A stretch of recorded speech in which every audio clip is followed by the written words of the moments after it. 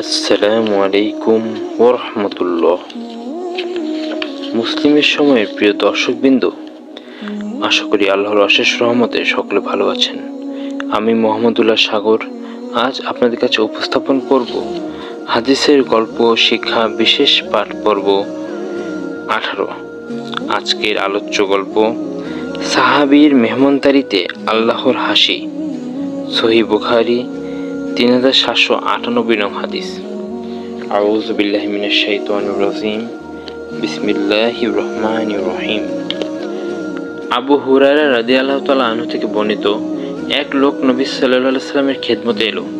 তিনি সাল্লাল্লাহু আলাইহি সাল্লাম তার স্ত্রীদের কাছে লোক পাঠালেন। তারা জানালেন, আমাদের নিকট পানি ছাড়া কিছুই নেই। তখন রাসূলুল্লাহ সাল্লাল্লাহু আলাইহি সাল্লাম বললেন, কে আছো যে এই ব্যক্তিকে মেহমান হিসেবে নিয়ে নিজের সাথে খাওয়াতে পারো? তখন এক আনসারী সাহাবী আবু তালহা রাদিয়াল্লাহু তাআলা আনহু বললেন, আমি। এই বলে তিনি মেহমানকে নিয়ে গেলেন এবং স্ত্রীকে বললেন, রাসূলুল্লাহ সাল্লাল্লাহু আলাইহি সাল্লামের মেহমানকে সম্মান করো। স্ত্রী বললেন, বাচ্চাদের খাবার ছাড়া আমাদের ঘরে অন্য কিছুই নেই। আনসারী বললেন, তুমি আহার প্রস্তুত করো এবং বাতি জ্বালাও এবং বাচ্চারা খাবার চাইলে তাদেরকে ঘুম পাড়িয়ে দাও। সে বাতি জ্বালালো, বাচ্চাদেরকে ঘুম পাড়ালো এবং সামান্য খাবার যা তৈরি ছিল তা উপস্থিত করলো। বাতি ঠিক করার বাহানা করে স্ত্রী উঠে গিয়ে বাতিটি নিভিয়ে দিলেন। তারপর তারা স্বামী স্ত্রী দুজনেই অন্ধকারের মধ্যে আহার করার মতো শব্দ করতে লাগলেন এবং মেহমানকে বোঝাতে লাগলেন যে তারাও সঙ্গে খাচ্ছেন। তারা উভয়ই সারা রাত অভুক্ত অবস্থায় কাটালেন।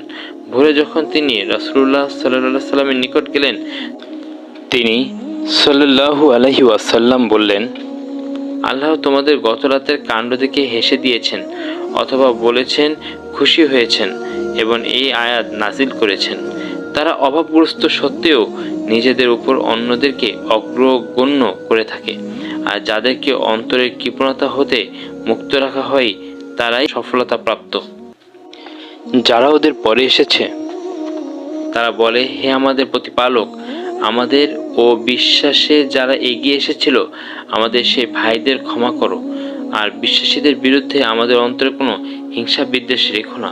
হে আমাদের প্রতিপালক, তুমি তো দয়া